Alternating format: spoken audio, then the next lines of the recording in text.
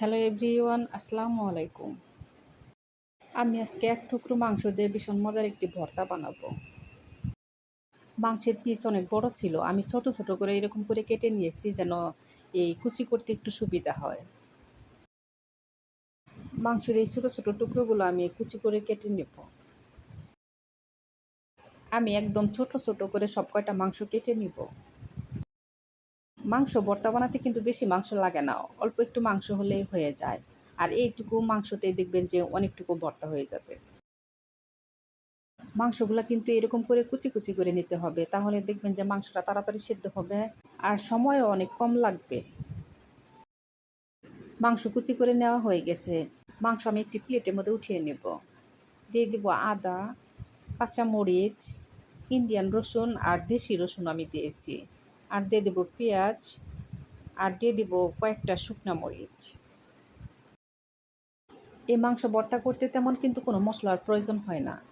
এখন আমি প্যানের মধ্যে পেঁয়াজ, মরিচ, মাংস ঢেলে দিব। আর এখানে আপনারা চাইলে তেল দিয়েও ফোড়ন দিয়ে তারপরে মাংস ভাজতে পারেন, কিন্তু আমি একবারে বসিয়ে দিলাম। আমি হাফ চামচ লবণ দিব আর সামান্য একটু হলুদের গুঁড়ো দিব। আর দিয়ে দেব সরিষার তেল। মাংস আমি হলুদ, লবণ, মরিচের সাথে একটু ভেজে নেব। আপনারা চাইলে কিন্তু এইখানে কাঁচামরিচ কেটেও দিতে পারেন। কাঁচামরিচ আমি আস্তই দিয়েছি। এখন আমি ঢাকনাটা ঢেকে দিব। মাংস, পেঁয়াজ, মরিচ আমি আগে তেলে কিছু সময় ভেজে নিব। এই ভর্তা বানানো কিন্তু খুবই সহজ আর খুবই মজার। খুব অল্প সময়ের মধ্যে এই ভর্তা বানিয়ে ফেলতে পারবেন। মাংস সেদ্ধ হওয়ার জন্য আমি এখানে 1 কাপ পানি দেব। দিয়ে ঢাকনাটা ঢেকে রান্না করে নেব। আমি চুলার জাল একদম জিরো আঁচে রেখে তারপরে কিন্তু এই মাংসগুলো সেদ্ধ করে নিয়েছি। আপনারা চুলার জাল আবার বাড়িয়ে দিয়ে করবেন না, তাহলে সেদ্ধ হবে না আর ভর্তাটাও খেতে বেশি ভালো লাগবে না। এই মাংসের পানি শুকিয়ে যাওয়ার পরও 5-6 মিনিট আমি ভেজে নিব। এই ভাজের মধ্যে যে সরিষার তেল দিয়েছিলাম সেই তেলই দেখেন উঠে আসছে। এই তেল দিয়ে আমি ভালো করে ভেজে নেব। আমি আলাদা আর কোনো তেল দিব না। এখন আমি ভাজি উঠিয়ে নেব। এখন আমি পাটায় বাটবো। ভর্তাটা পাটায় করলে কিন্তু ভর্তা বেশি মজা হয়। আপনারা যদি চান তাহলে ব্লেন্ড করতে পারেন, কোনো সমস্যা নাই।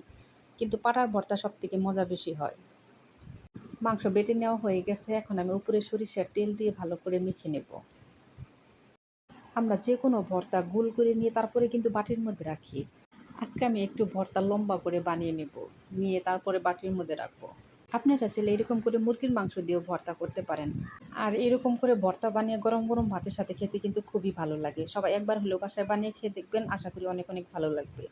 সবাই ভালো থাকবেন, আমাদের জন্য দোয়া করবেন। আল্লাহ হাফেজ।